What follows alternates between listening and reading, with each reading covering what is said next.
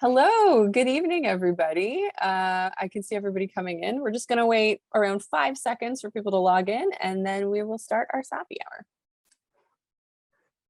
And there you all are.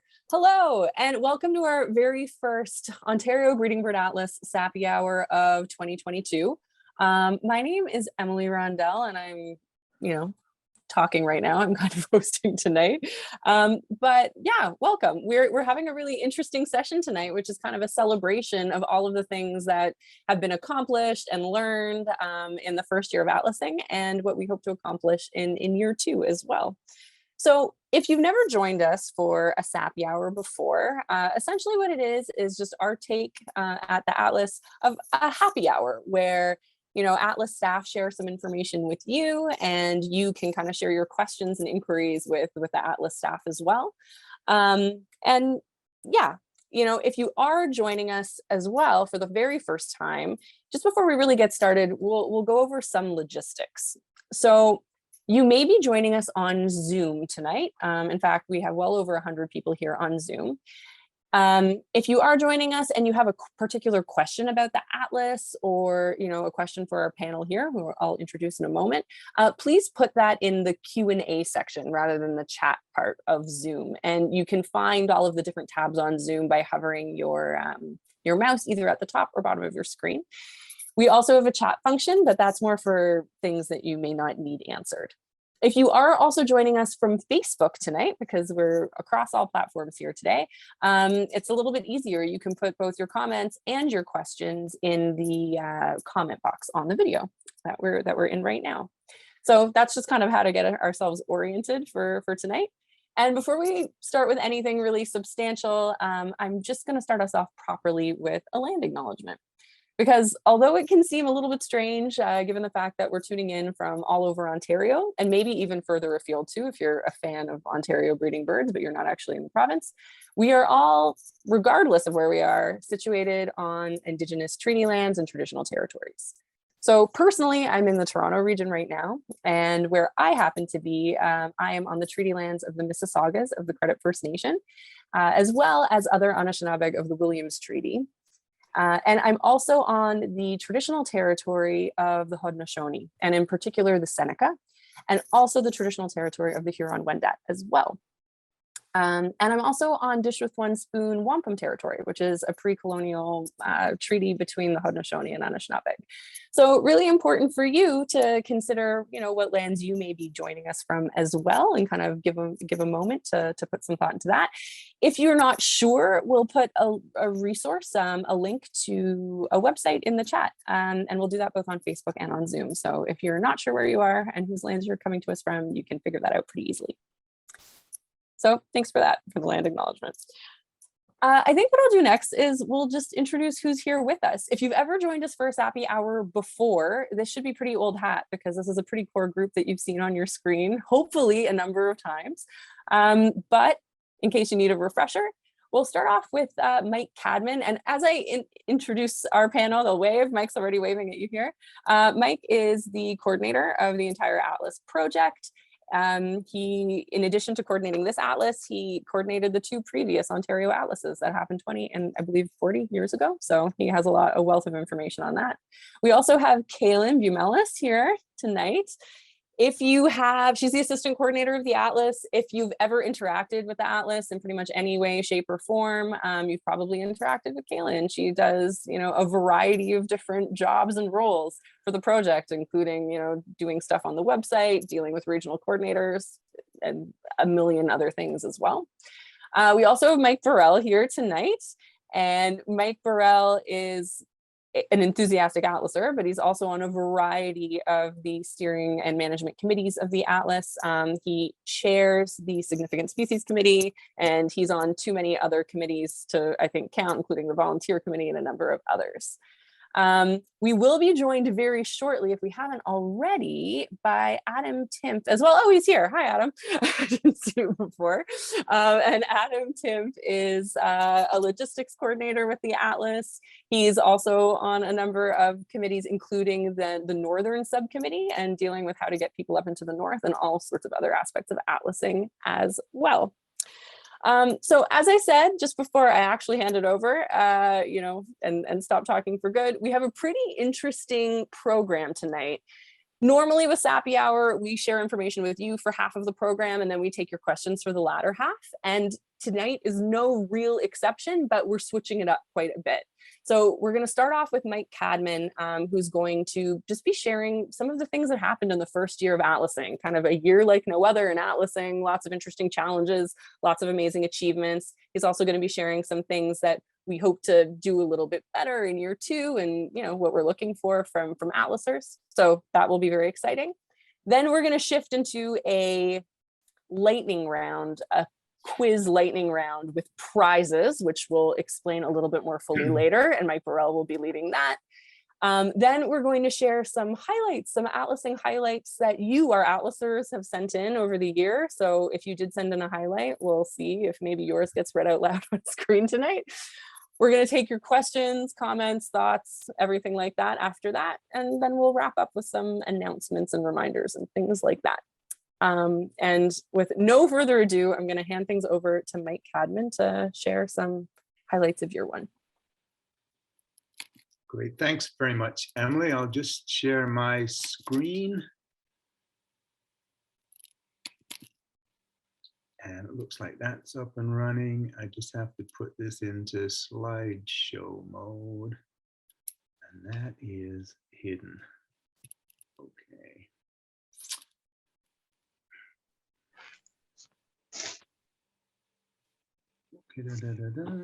Top right, Mike. Yeah, I think it's hidden behind that. Is it hidden behind? Yes, it's hidden behind that. Okay, there we go. All right. Good.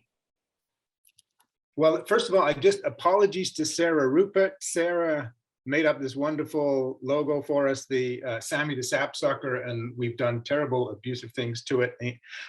Sarah put the mask on it, but I added the celebratory hat, and just to sort of try and encapsulate a little bit this first year of the project. Obviously, COVID was the biggest overarching thing that we all had to deal with over the first year of the project. It caused us loads of headaches, meant we couldn't get into the far north, restricted people, caused lockdowns and everything else. But despite it all, the atlasers came through, you all came through in a wonderful way. So this is all just to say thank you very much for all of your efforts over the course of this first year.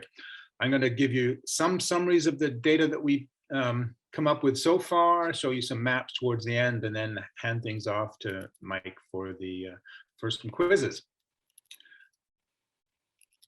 Okay, so jumping right in, it's sort of difficult to get a concrete hold on exactly how well we've done. So one of the easiest ways to do that was just compare the first year of Atlas-3 with the first year of Atlas-2. Atlas-2 was very successful, so if we're doing that well, then we can be happy with ourselves. So the Atlas-2 here, the numbers are right across this top row, Atlas-3 across the bottom row. So you can see, basically we had just about the same number of atlasers as we had in Atlas-2, which is great for the first year of the project. We had a lot fewer species in Atlas-3, and that's because we didn't do anything on the northern coast in 2021, but that will catch up on that pretty quickly in years to come. We got in almost the same number of squares, but we have an awful lot more records, 400,000 records as opposed to 100,000. And that's because of the checklist approach that we're using now, encouraging people to put in shorter checklists and more of them, and the ease of entering data. The new app that we've got and the website makes it easy for people to enter data, and the results are there. With it, we had a very successful year in terms of the amount of data received. Point counts, one of the highlights of the project, one of the most important components. We did extremely well in the first year. As you can see here, almost 9,500 regular point counts done, and I'll talk later. We got about 1,000 digital point counts done, and again, I'll come back to that one, but well ahead of Atlas-2 in that respect. And then in the hours of effort, total hours of effort in Atlas-2 was around 23,000. This time, though, we hit 36,000 hours, so a big jump there. Our core hours, the hours in the peak period of late May through early July, we got up almost to the same as the total hours in the first year of Atlas-2. So a really satisfactory first year there. Where did the data come in and how did it get to us? Looks like it was about sort of a third came in on the app, the device on your phone from Nature Counts. About a third came in on the Nature Counts website, and about a third came in through eBird. And we're going to be encouraging ongoing use of those three mechanisms into the next year of the project. Special surveys. A lot of these were new. We had the Eastern Screech Owl survey in Atlas-2. We didn't have any of these other surveys special surveys in Atlas-2. And so they're all brand new. Some of them were off to a bit of a slow start. You can see the marsh birds there. We only got 29 sites done there, and the northern owls, very few, only 11. But the great uptake on the screech owl and the nightjar surveys, quite a lot of 6 interval point counts got done in the first year as well, and we're going to be encouraging more of that in year 2 and beyond. But these special surveys we weren't expecting a lot of people to get into this in the first year. The expectation is everyone's just getting used to the project and basic atlasing, and we're hoping people will adapt more of these over the course of the project, and the gaps will be pretty evident where the work's needed, and that we can start to fill those in. These are all birds that are really hard to find by other means, so getting this quantitative data from these special surveys is very valuable in tracking them. So some maps, you can take these maps, you see these maps yourself right on the website. If you go onto the coverage map on the website, you can pull up hours and point counts and other things. So you can see the amount of effort there. The darker the squares, the more the effort. You can see the concentrations like you'd expect in the more developed parts of the province, but quite a bit of atlasing went on in more remote areas up into the far north. Nothing north of the, very much north of the road system there. Those squares disappearing out through the top of Thunder Bay. Some of you may have seen the article about that. There's a canoe trip that went up there in 2021 and collected some really great data. So, but you can see a good overall buy-in right across the province. This is a good point to mention that we did get data in Southern Ontario in about 86% of squares. So really a fantastic start in terms of just getting people at least started in a lot of different squares. Bit of a close-up there. You can see where the most of the data is coming from at this point. You can see it's pretty light in the northern half of Southern Ontario. Once you get north of the Muskokas, it starts getting pretty thin, and that is always a challenging area to cover in the Atlas, and we're going to be doing special things to target that in coming years. But all those lighter areas are certainly ones that are going to need a lot of attention over the next 4 years. Point counts, good pickup on that. We did get point counts in 34% of the squares in Southern Ontario and 37% of the priority squares in the north, at least in the regions that we could reach. So, and overall, when you sort of smush it all together, we came up with just about 20% of the point counts done. So for a 5-year project, 20% was just a very good start, especially considering all the challenges we had with COVID and such in this first year. A bit of a close-up there again of Southern Ontario. So you can see again, same kind of areas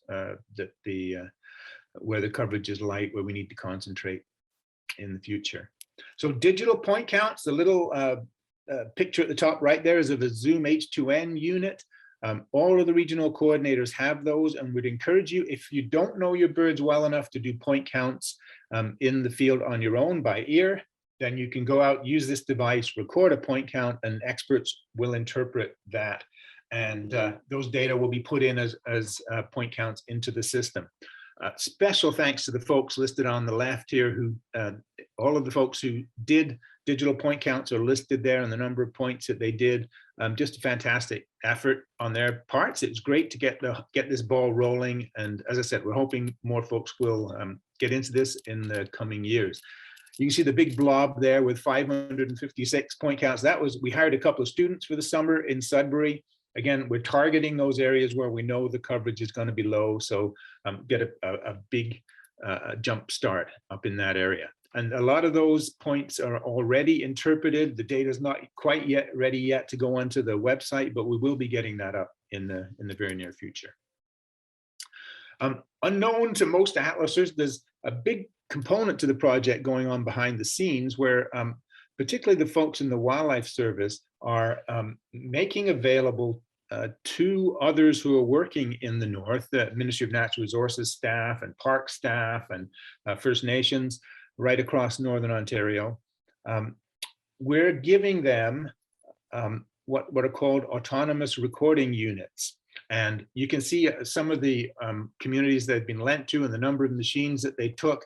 And these machines can stay out for months at a time, can record an awful lot of point counts, but only from one spot. But it gives us a pretty full picture of the birds that are around each of these sites. So that data is coming in and will be added to the website as all of those recordings are interpreted, hopefully by the end of this winter. Okay, just some mesmerizing graphs here, but these graphs are showing how coverage went across the province by region. So the numbers across the bottom of this graph, the blue graph here, are the numbers of the regions, and then the last column here is the average. And then in the same for the regions in the north are shown here in the orange graph at the bottom. My screen's covered up, so I can't quite see what this is. This is the proportion of point counts, I think, in oh no, it's not. It's the proportion of species records. Sorry, in the first year of Atlas-2 versus the first year of Atlas-3. So you can see some regions after an exceptionally good start with almost twice as many records as we got in the first year of the second Atlas. Some regions not doing so well up in that area where we're already concentrating effort. Same in the north, some regions doing extremely well, others gonna have to catch up a little bit in following years. The map on the right sort of summarizes the same information, so you can see the areas in red, we're in trouble, we need to be focusing effort. The blue ones are doing exceptionally well, and the green ones are about on track. Okay, so this is point counts. The percentage in comparison to the target. So the dotted line, which is slipped a bit there in this graphic, is 20%. And you can see, though, it varied from region to region, but overall, we actually did get, I think it was like 19.8% of in-person point counts done. But by the time we add the digital and the ARU counts, we're going to be considerably up above that 20%. So very good start there. Again, the reds are showing some areas where we're going to have to focus on particularly.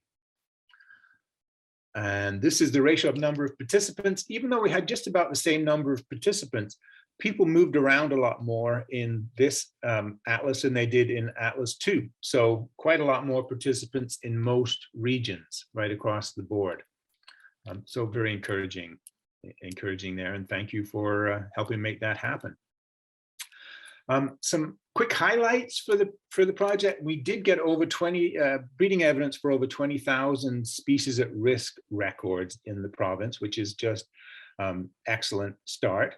And we did have 37 species at risk that were recorded, and we have some good information on. So off to a great start there. I wanted to mention a couple of, or three super rarities that many of you have heard of by now, but a blue grosbeak that maintained a territory down in the Long Point area this spring. Sprague's pipit seen as a singing bird up in the Lake of the Woods area, and a nearby lark bunting, both out of their usual range, but sort of potential nesters. It would be really great if those birds were to settle in and actually start nesting in the northwest part of the province. I didn't have a picture of a blue grosbeak, so this is an indigo bunting. I don't know if anybody happened to pick up on that, but if there were more of them, we'd probably have a better photo, I would imagine. Okay, most frequently reported species. You can see It's probably going to differ over the course of the atlas when we get going more in the north, but at this point where the focus is primarily on the south, you can see there the number of squares that all these various species were reported in. All of them were reported with a nest with young somewhere, and yeah, no huge surprises, all very common species, but interesting to see there. I'm always amazed at red-eyed vireos being as widespread as they are. Song sparrows seem to be just about everywhere. Interesting to see that. Okay, so I just realized I forgot to mention earlier that one of the special thanks I wanted to make was to all of the regional coordinators. As you know, we have 47 regions, twice that many regional coordinators all told, working to tie the project together to make sure that we meet our goals in each one of those regions. So special thanks to those regional coordinators. These folks shown here are the folks who put in the most effort and got the most results in the first year of the Atlas. And they're ranked there from number 1 to 10 in terms of the number of records that are submitted there. So you can see Glenn Cody's leading the way with over 23,000 records that he personally submitted to the project. It was just a Herculean effort on his part and everybody up at the top of here. Glenn, you'll notice, got away with that partly because he wasn't doing point counts and that was able to target, put his effort very much into getting around the province. You can see he visited 45 regions, which is basically everything that you can access by road in the province. Many other people like Don Sutherland, Don stayed more local, but still input a huge amount of information, collected a huge amount of information. You can see the hour column there, really a very impressive amount of effort by these folks. So very special thanks to them, really appreciate all those efforts. And I know I'm not quite on the list, but I'm gonna be working to get up there next year and see if I can make my way into that top 10, and hopefully others can join us. In-person point counts, this is Bob Saunders. I had a photo of Bob. I didn't ask him. I think those are probably his grandkids, but I'm not sure. Up in the Rainy River area, he took the cake for the number of point counts done in 2021. So very much thanks to Bob and the other people on this list. Just a fantastic effort. Those data are so valuable in terms of mapping species distribution that would really encourage you to do point counts if you want already. And if you can't do them by ear, like I mentioned earlier, do them by the Zoom H2N units. Okay, so a couple of things we need to be working on. In the future, obviously, we're going to be focusing on the gaps, making sure that we get all the squares done that need to get done. Within your square, if there are habitats you haven't focused on yet, now's time to start fleshing out your species list by visiting all of the habitats, and of course, getting all the point counts done. If you're not going to do point counts in your square and you are a principal atlaser, let your coordinator know, and other people can take those point counts over. One of the things that didn't get done much this year, we didn't make as big a deal of it, was the providing precise locations of significant records. You can add locations for any record, but we particularly want them for any significant record that's reported either through the app or on the website. It's a very easy thing to do, and it's really invaluable data. So very much encourage that. And I mentioned the special surveys already. The owling, the beginning of the standardized owl survey starts in March, and we are going to have a Sappy Hour in February talking about that. So encourage you to do the owl counts and sit in on the next Sappy Hour coming up. And the folks at Nature Counts have been extremely busy over the winter so far, getting the app up, improved, new capacity for the app, new features on the app, and we're just in the process of testing that now. But it's looking really good. One of the things they've added is all of the special surveys are now doable on the app itself. So really great progress there. Okay, so I've just got a few maps I wanted to show you. We've only got 1 year of data from Atlas-3, but each of these species has 3 maps. The first one is Atlas-2. Sorry, first one is Atlas-1, the second one is Atlas-2, and the third one is the first year of Atlas-3. And there's some pretty dramatic changes here that are really quite exciting when you see the amount of information that we've already collected and how useful it can be at looking at how things are changing. So I'm just going to quickly zip through these. So Nighthawk in Atlas-1, Atlas-2, you can see a huge drop off there. And Atlas-3, it looks as though it's, even though we only have 1/5 of the data, you can see things are pretty sparse. We got pretty good coverage in a lot of the areas where the bird was fairly common historically, and it's just not there now. Ringnecked Pheasant, another one. I should say I'm starting off with a lot of bad news stories. I'll move on to some more positive stuff later, but Ringneck Pheasant from Atlas-1 here. Many of you will be shocked to see just how widespread ringneck pheasants were back in the 80s. Here we are, Atlas-2 in the early 2000s. They shrunk quite a bit between the atlases, but then Atlas-3, you can see, this is why you're not seeing very many ringneck pheasants out there. There just aren't very many left on the landscape. Western meadowlark. If you've only just started birding, you probably don't even know what a Western meadowlark is. They just used to be around like this, as you can see in Southern Ontario. By Atlas-2, they thinned out quite a bit. And by Atlas-3, they're just about gone. Just the odd bird showing up here and there. Purple martin, an aerial insectivore that, like the nighthawk, that suite of birds declined more than any. So here's Atlas-1 with the purple martin. Atlas-2, you can see the retraction from the northern part of the range, great reduction throughout even Southern Ontario, at least away from the Great Lakes. And then Atlas-3, you can see a marked reduction, continuing, very much a concentration now in much more southern areas, with very few records left in the northern part of even Southern Ontario. Trumpeter swan, first atlas, no dots whatsoever. There weren't any here. The introduction program got going on them, and the birds started expanding in from Minnesota. And you can see Atlas-2, we started getting a good scattering of records. Atlas-3, even in the first year, you can see just a huge expansion of those birds right across the south, and to a large extent, at least in the northwestern part of the province. Red-bellied woodpecker, another one, was expanding at the time of Atlas-1, but we were pretty pleased to see those results. A good coverage right down in the southwestern corner of the province. But by Atlas-2, they'd filled in the whole Carolinian, were all the way across Lake Ontario and up onto Manitoulin Island. Atlas-3, you can see just ongoing expansion. Some of the areas where they've been in low numbers, they're still low, which is interesting, but the northern part of the range is certainly expanding upward all the time. Merlin, another one, back in the 80s, this was a very uncommon bird down in Southern Ontario, not many records at all. You can see up there on the shield on Manitoulin Island, though, a good scattering of records.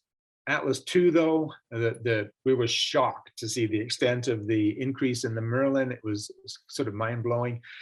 And Atlas-3, you can see, although we haven't got a lot of records from up on the shield yet, because we don't have as much field work, a great deal of expansion down into the southwestern part of the province, particularly right around Toronto, as you can see. Kind of interesting expansion there.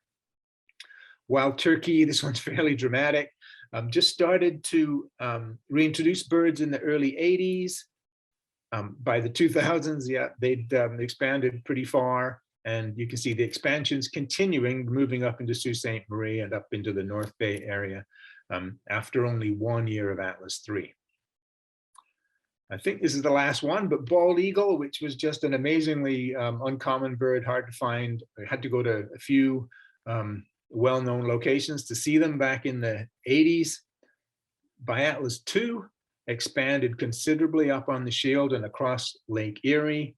By Atlas-3, you can see, wow, much of southwestern Ontario now, they seem to be all over the place and greatly expanded right across the shield. So just along those lines, just what an excellent effort we had from everybody in this first year that allowed us to see these patterns already. I can't wait to see over the next 4 years how we can fill in all of those dots and those squares. But now I'm going to hand things over to Mike, and I think I'm going to keep changing the slides for you, Mike, but if you can, are you okay to take over? Yeah, thanks, Mike. Okay. And Ashley, were you gonna talk here a little? Yeah, maybe. I'm not No? sure if you guys can see me. Yeah, I think I was just going to explain a little bit about our prizes. So I'm glad that Mike Cadman is still on screen. So we're going to have a very quick, like I said, lightning round. Mike Burrell's put together some trivia, just 5 questions, but there are prizes if you answer the questions in the poll on Zoom. Unfortunately, and on Facebook too, if you'd like to follow along and just put your answers in the chat, you can do so. Sorry, in the comment section. So there's 2 prizes to be won here tonight, if you do answer. We have 2 different books, and Mike Cadman and Mike Burrell, do you guys each have a copy of the books that we're giving away? You each have 2 different kinds. Oh. Maybe not. I've got one somewhere. I don't have one right at hand. Okay, well, essentially there are 2 prizes. One is the book that Mike Burrell just held up, which is the brand new Peterson Field Guide to Nests, which is very, very good. And we also have some of the Crossley Guide to Raptors, Field Guide to Raptors. That's right, Mike Cadman? Yeah. Okay. And your chances of winning these go as follows. So people who get all of the quiz questions right tonight, all of the 5, will be entered into a draw to get one of these books of their choice, whichever one they like the best. And then in addition to that draw, if you answer all the questions, but you don't get them all right, because these are pretty challenging, there will be a second draw for just people who participate. And, you know, if luck is with you, you could be pulled from that, even if you don't get a perfect score, and you can still pick the prize of your choice. So even if, you know, you're not confident about all your answers, participate and you maybe will win one of these amazing books anyway. And that was all that I wanted to say. So I'm gonna.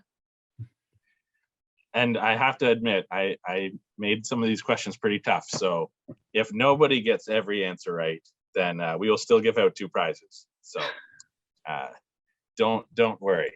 Okay, on to the first question, Mike. Okay, so we got a looping map here, like the ones you were seeing from Mike earlier. So which species is this map? Maybe it's looping a little fast. Sorry about that. I can't change the speed. Okay, as the options should have popped up for you.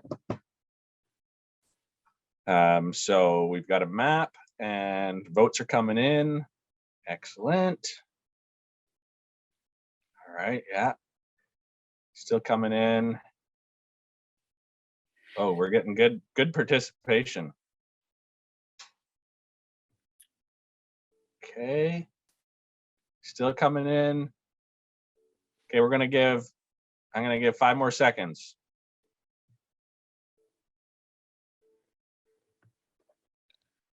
Two seconds. All right, end the poll there, Emily. Okay, so the number 1 guess was, are you sharing these, Emily? Can you share them? I'm sharing it now, but I think you might not be able to see it as a panelist. Sorry about that. No, I can see it. Oh, okay. Yeah. So yeah, 50% of you guessed gray partridge. So next slide there, Mike. Uh-oh. Uh-oh. I'm just getting a dull thud when I hit next slide there. I could try something different. Okay, well, we can talk. So top guess was gray partridge. So half of you got it correct. Gray partridge. Whoa. Yeah, sorry, I'm just trying something different. It seems to be working. Okay, so I have to drag my fingers across the board here, and maybe I can, there. Oh. Okay, there we go. Okay. So gray partridge was correct. Gray partridge was correct. So 50% of you got it right. Nice work. Okay, we're on to our second map here. Which species does this belong to? So can we bring those questions, the possible answers up there, Emily? Thank you. Okay. Answers are coming in.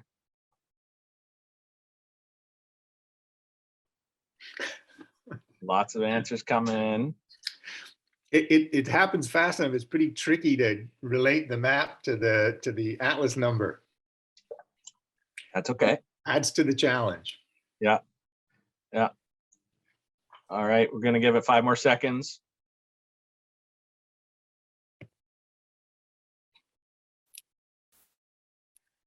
Okay, 2 seconds, there we go. Okay, so the top guess, 57% of you guessed common raven. That is correct. So this is species, some of you were asking for this map in the comments when Mike was doing his examples. It is a pretty interesting one. If you look back on Atlas-1, it was completely up on the shield. And then in Atlas-2, they started showing up south of the shield. And then Atlas-3, it's pretty amazing to see how many are, you know, in deep southern Ontario. It's pretty cool to see that expansion. Okay, next slide, Mike. Oh, sorry, it went the wrong way. Wrong way. Oh, man, that's delicate. Okay. Oh, you went too far. Oh, I did? Yeah. Okay, aren't we supposed to be on question 3? Yeah, I go back one though. Nope. Man, it's very delicate. Okay, so that's not right? That's question 2. Yeah. There we go. No, too far.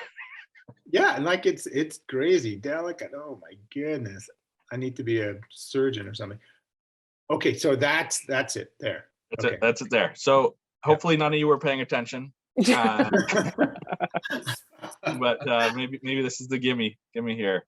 Okay, question 3 is which of the following regions had more than 1,000 hours logged during peak season? Okay, so the questions, the poll is up. Please put in your answers.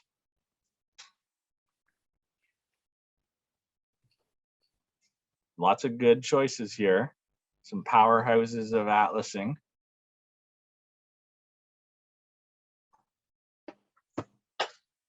Okay, good to see not everybody was watching the screen there.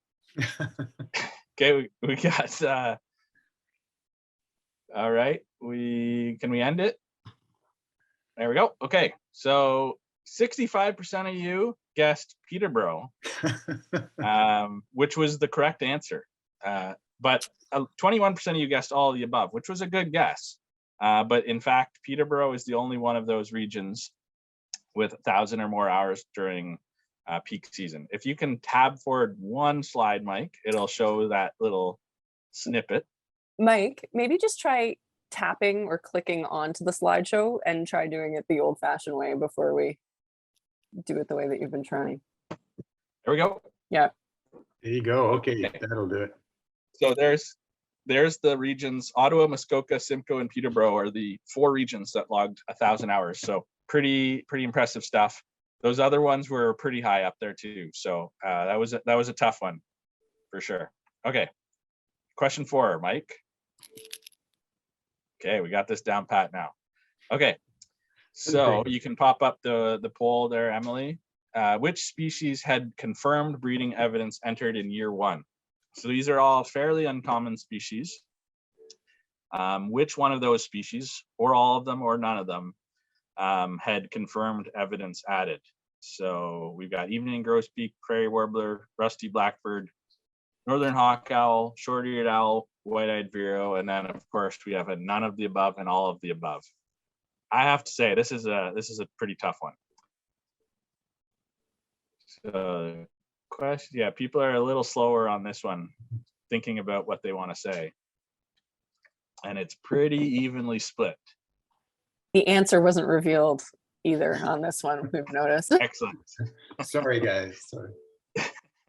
It's all for fun, and it's about exploring the results. So okay, yeah, we're getting votes for everything. Still about 20, 30, 40 people haven't participated. Okay, we're gonna give 5 more seconds. Last chance. And okay, so the top guess was prairie warbler. Can you tab forward one tab, Mike? There we go. So of all those species, it was white-eyed vireo, which only 8 of you guessed. I would not have guessed that either. And the number that I have beside them are the number of squares which breeding evidence was reported for. So evening grosbeak was reported from 40 squares, but nobody confirmed breeding in year 1 of evening grosbeak. Prairie warbler was from 20 squares, rusty blackbird 19. Hawk owl, I was really surprised about because it's relatively easy to confirm. The problem is you got to be in the north, and short-eared owl is a pretty tough one. So very, very huge congrats to the 8 people who guessed white-eyed vireo. We've significantly whittled down our prize pool on that one. Okay, one last question coming up. There you go. Okay, so which species was in the top 10 for most squares reporting breeding evidence? And this one, if you were paying attention to Mike's slide, he actually gave the answer away. So the options are up. We've got quite a few fairly common species in the province to choose from. So you've got about 10, 15 seconds to put in your guess. Good to see it. Mike, you'll be happy to hear lots of people were paying attention clearly. Good. We've got a runaway, well, not a runaway, but pretty good chunk of people picking the right answer, so that's good. We really just wanted to test how much attention people were paying to Mike's slides. Okay, we got 30 more people to come, so 5 more seconds. Get your votes in. And okay, so the top guess was American Redstart. 49% of you guessed that. Mike, you can go one slide forward. And so American Redstart was number 10 in that list. And chipping sparrow, white-throated sparrow, yellow warbler, American goldfinch were just below that top 10. They're all reported from a lot of squares, but American Redstart was the one that I was a bit surprised to see in the top 10. But maybe I shouldn't have been. Okay, that's it for the quiz. So thank you everybody for participating. Emily, do you want to? Yeah, I just want to mention that it's a little tricky to figure out who the winners were and to pull a winner during our program tonight, but we're going to do it pretty soon. So, keep an eye out on all of the Atlas media. Good excuse to push you, to our social media. And also just check your email. So if you were a winner, somebody will be getting in touch with you pretty soon. That was it on that. All right. Well, now what we're going to do, and Mike Cadman, I think, oh no, we do have more slides for this, don't we? We're all going to kind of go in a bit of a round table before we open things up for questions. And we're going to share some of the highlights that Atlasers shared with us during the year. Kaylin, how did you get most of these highlights? Do you want to explain? I think some of them were from our monthly challenges. Is that right? Yeah, so what we did is we had some folks, you probably saw, we put out the call for people to submit their favorite Atlasing story from this past year, and a lot of people wrote in with their best Atlas stories, and so those are the ones we're going to read today. A few people also included some images with them, and so if Mike proceeds to the next slide, I think they should hopefully be there. Yep, there we go. Perfect. So we do have a few photos that people submitted as well to go along with our stories, and yeah, I guess we'll get going on those. Well, okay, I get to start us off by reading an Atlaser highlight from Chris Sprague. So Chris Sprague had our first submission, and they say that their year 1 highlight was getting to report a black-billed cuckoo nesting along their driveway, which is pretty good for a driveway bird. Chris was also lucky enough to hear, although not see, as the adults moved the young away from the driveway when they fledged. This is also the first year that Chris had seen a Baltimore Oriole nest on their property, although, they'd seen the birds on the property before, but not the nests. And they really enjoyed being able to report these findings. So that was my highlight from Chris Sprague. Next, we have a highlight from Bree Tucker. Bree Tucker spent her winter days snowshoeing the LaRose Forest Atlas Square, documenting both crossbill species and other finches in good numbers, including courtship for red crossbills, which is pretty awesome. Unfortunately, Bree had to move from the province in the fall, but in a fitting farewell, the last bird she atlased was a singing it was a single red crossbill that flew over heading in the direction of the same forest that she'd been atlasing in. Bree misses atlasing in that forest dearly, and she sends her thanks for the memories. That was from Bree Tucker. Okay, so I have one from Derek Armstrong, and a fun fact is that Derek Armstrong was also one of our top atlasers for submitting digital point counts. So that's pretty neat. So Derek wrote that discovering a great blue heron colony was their year one highlight, though hearing an American bittern and watching a family of American woodcocks cross the road were also at the top of the list. Cool. I've got one here from Manson Flagwell. And Manson, I'm sorry if I've said your name incorrectly. But Manson shared that on a dawn walk, they found 2 locally rare mourning warblers in different locations, then several large snapping turtles laying eggs in the gravel of a logging road, as a Virginia rail called. Pretty nice combo. Many singing black-throated blue warblers or music to their hearing impaired ears that morning. Thanks, Manson. Next, we have James Burrell, who wanted everyone to know how proud he is of his sons, Mike and Kenny, in their part in Atlas-3. And this proud papa was doing point counts last June when a Merlin flashed by and landed on a fence post. And within seconds, a juvenile sped past, lit on the post, and began screaming, demanding some food. Probably the same way Mike and Kenny did when they were younger, too. This was a new bird with breeding evidence for the square, not recorded there during Atlas-2. Thank you, James. That's really cute. We do have James's son that he's so proud of here on the call with us. That's Mike Burrell. So next highlight is from Philip Downey. And Philip Downey enjoyed having an eastern screech owl nest in their backyard, which Philip heard a lot, but never actually saw, which makes a lot of sense.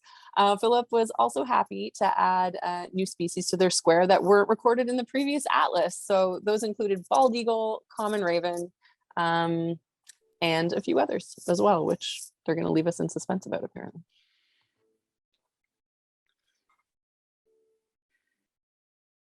Sorry, I was just muted there. Okay, our next one is from Jillian. So Jillian recalls a great day of atlasing in their square where they saw their first indigo bunting of the year, as well as a red-bellied woodpecker exiting and returning to a nest site in a tree trunk.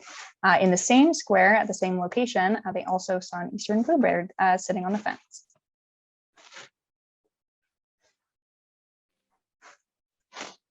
And I think the last one is from Angie and Ken Williams.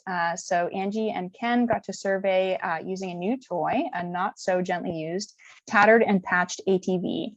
So you can see that in kind of the center 2 photos there. This game changer allowed them to survey roadside point counts along trails that had no business being called roads. Exploring areas previously inaccessible to them, they discovered a massive rocky plateau, pristine wetlands, and numerous mud pits. Whenever they got stuck, it was Angie's special job to wade through the muck and crawl under trees to attach the tow rope. I wonder if that's what's happening in the second photo there. They discovered lots of birds out there in the Cochrane district. And yeah, that's the last one we've got for tonight. So yeah, thanks for sending those in. They were really fun to read, and yeah, continue to share them with the Atlas team. I know that, you know, Kaylin and everybody here and many, many more really enjoy hearing your Atlasing stories and sharing them as well. So yeah, I think that concludes our kind of official program for tonight, but we have a ton of questions in the chat, and I'm sure there may be a couple on Facebook as well. So we'll use the rest of our time, which isn't that much, to answer some of these, if that's okay. And Mike Cadman, you can even stop sharing your screen if you like at this point. And Okay, I've just got that one more slide. Oops. There you go. Oh, okay. Well, yeah, let's keep, Sort if of you the want to keep wrap that. up. I'll leave that up there, or maybe I will say, because I guess if we're going to close the screen down, yeah, just to say thank you so much to everybody for all your efforts in 2021. It was a bizarre time to be starting an Atlas project with the pandemic descending upon us, but everybody pulled together in a great way. We got a very good start to the project, and I think we're off to a successful start. I think we're off to a beginning of what's going to be a really good atlas. So best wishes to everybody in 2022 and all those years down the road. And just at the bottom here, if you do have any questions, comments, thoughts on year one, please fire in to basically to Kaylin at atlas@birdsontario.org. Okay, and I will close that or stop sharing. There we go. You're back? There we are. Okay, so yeah, we have a number of questions, especially from your presentation, Mike Cadman. The first one is from Steve LaForest, just asking about what resources we might have available that might help atlasers with difficult species regarding singing. And I think his main issue is for species that don't have kind of traditional bird songs. He mentions things like least flycatcher that have kind of more of a territorial call than song. Yeah, how do you deal with songs versus calls in those species that have very call-like songs? Any advice on that? Well, if they're breeding calls, certainly like the flycatchers are often said to call rather than sing, but they're basically the equivalent of a song, and so you could count that as an S, as a singing bird. If it's like a goose honking or a mallard quacking or something, not really breeding calls, and so you'd probably just put those birds down as being in suitable habitat. That makes sense. So you just have to kind of have enough experience to know if it's kind of a territorial display or not. Yeah, he has another follow-up question, which I think is actually a really good one. We know increasingly that in some species, it's females or female birds do sing, and he gives the example of things like northern cardinals. Any guidance to know, how to accommodate species where females may sing? Hold your nose and just say it's a singing male. Really, in those cases, they're equivalent. They'll be calling back and forth to each other, so you can often get a stronger evidence than just singing alone if you've got two birds of a pair duetting. Yeah, that makes a lot of sense. Technically, it doesn't matter as far as the atlas goes. If it's if you read the definition of that S code, it's actually singing males or adults, and it doesn't have to be the song. It's, as Mike said, calls associated with breeding.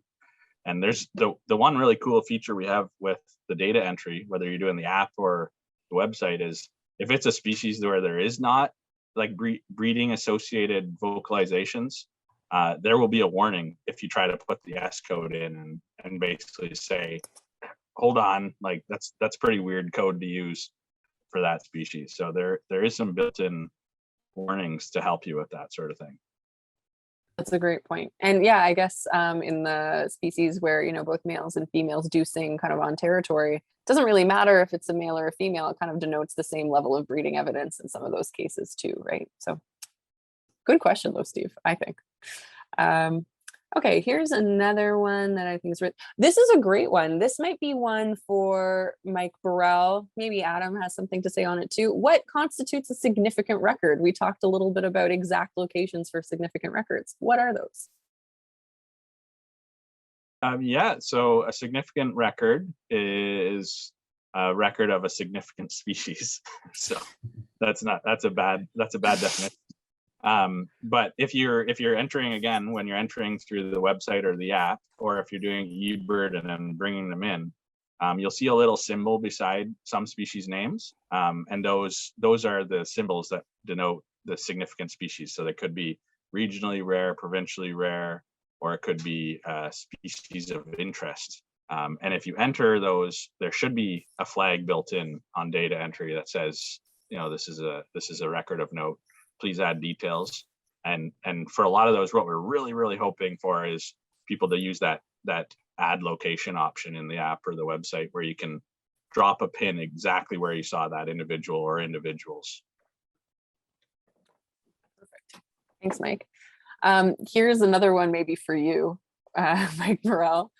And this is one, maybe you can give some insight on why the breeding evidence codes for the Atlas do not match the eBird codes, and explain why. That might be better for Mike, the other Mike. Right. Okay. I don't really know where eBird. Yeah, there's a few spots where they defer. As far as I know, the Ontario Atlas, we follow sort of the North American Atlas codes. Mike can elaborate on that more. Yeah, eBird came along after, and they did. Atlasing is very active in the U.S. and they do tend to have some different codes in their down there, and that's what they've adopted. Unfortunately, they're not the standardized codes that the North American Atlas Committee uses. The Ontario ones aren't quite. They're almost exactly, but not quite the North American standard. But neither of them are exactly on the North American standard, unfortunately. So yeah, it's not good that they don't match, but there are equivalents in each. And if you enter a code in eBird and then you put your eBird code into the Atlas has a translator that will move it into the correct code for you. And we prefer that for their breeding records, they just put them straight into the Atlas app anyway. I'm assuming, right? Yeah, ideally it would be good. Here's one like on a bit of a different topic. Can we say anything about plans for Northern Ontario canoe trips this year? Any updates on that?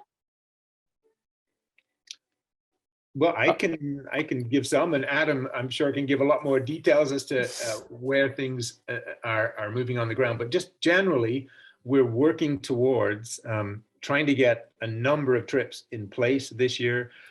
With COVID again, this new wave of COVID has caused us all kinds of problems because we want to be, a lot of the trips north of the roads end up passing through or involving First Nations, Indigenous communities.